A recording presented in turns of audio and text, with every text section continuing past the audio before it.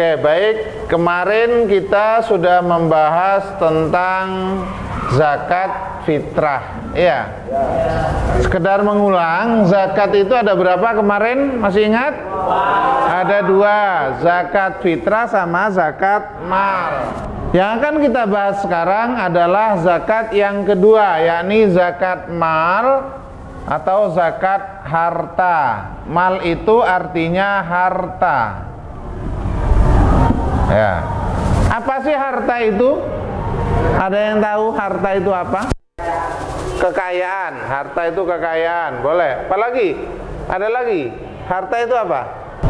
Harta adalah segala benda yang diinginkan manusia.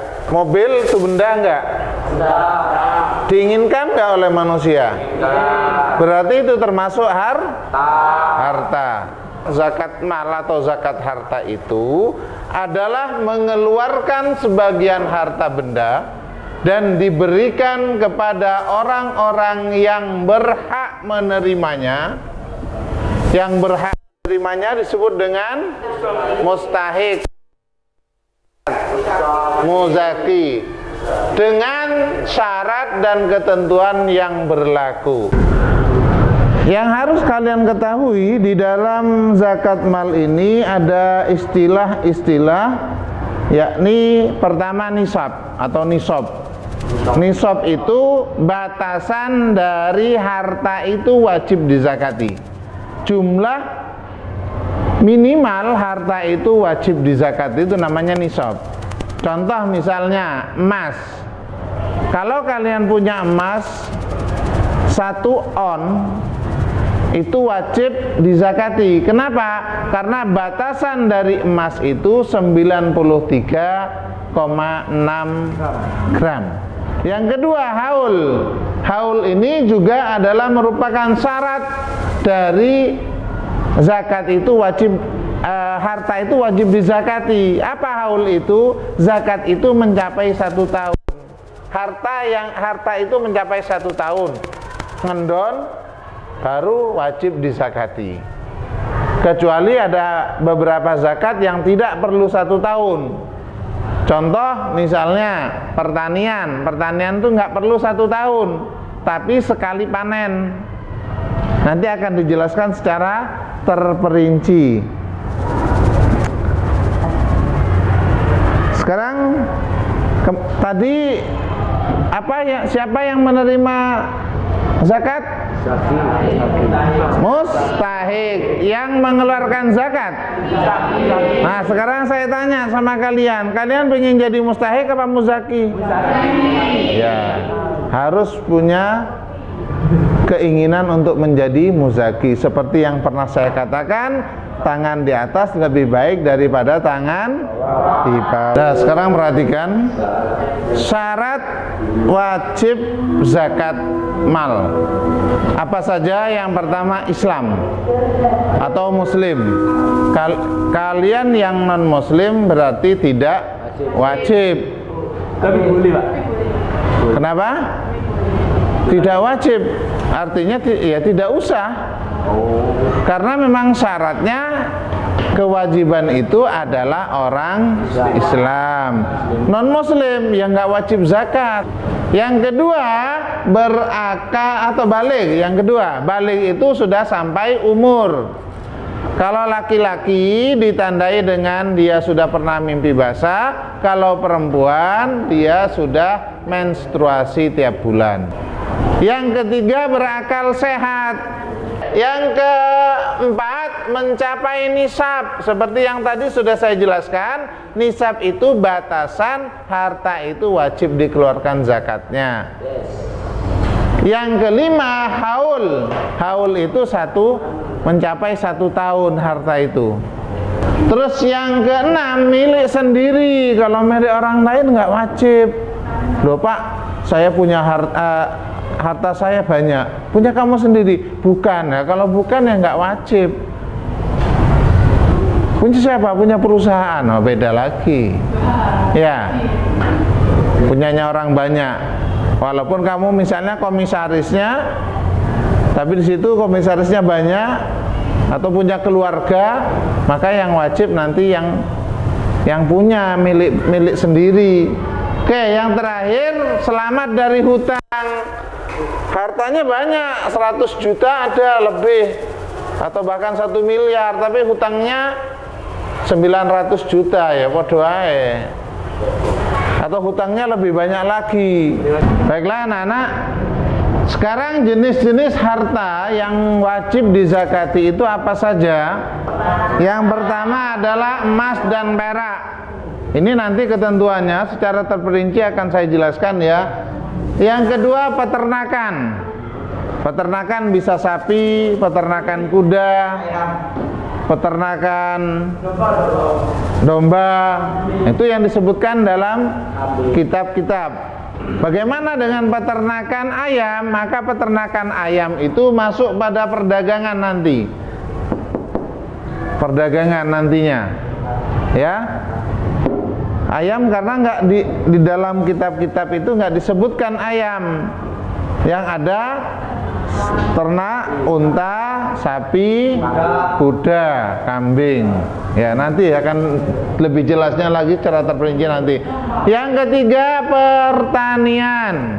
Pertanian itu bisa makanan pokok, bisa kebun, atau misalnya anggur, punya kebun anggur, punya kebun pepaya misalnya.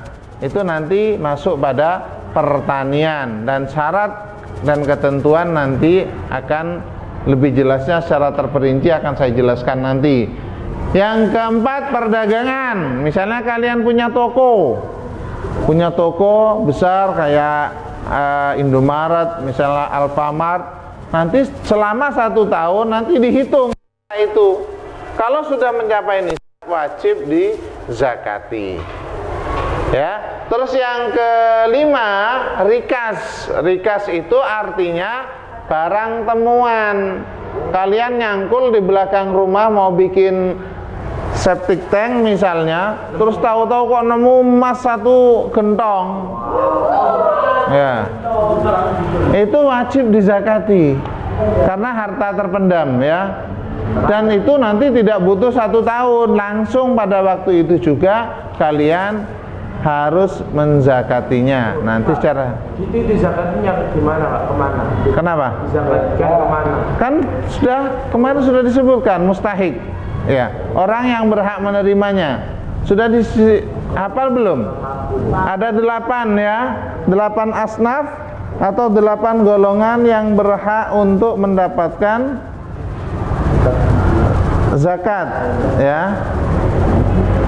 Nah, ada 8 golongan. Oke, nanti saya tuliskan aja 8 golongan yang berhak untuk mendapatkan hak zakat itu. Yang keenam, profesi. Nah, apa Pak maksudnya profesi itu? Saya itu di SD nggak pernah diajari zakat profesi, Pak. Profesi itu adalah pekerjaan. Contoh jadi dokter spesialis, itu kan hartanya banyak.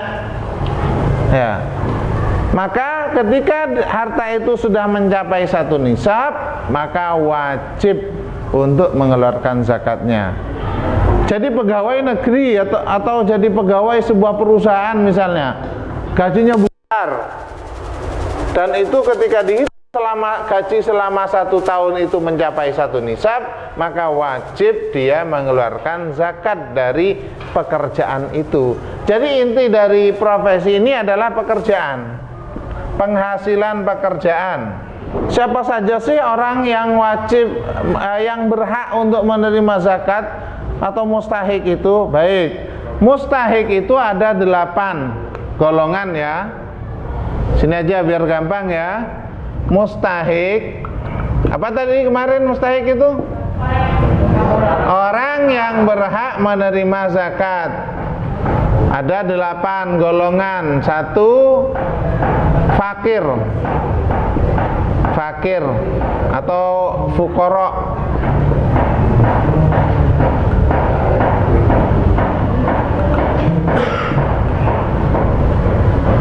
Yang kedua, miskin.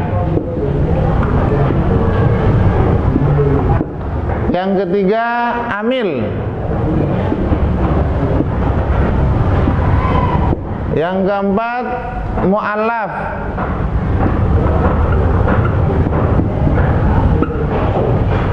Yang kelima, budak. Yang keenam, gharim. Nanti saya jelaskan ini.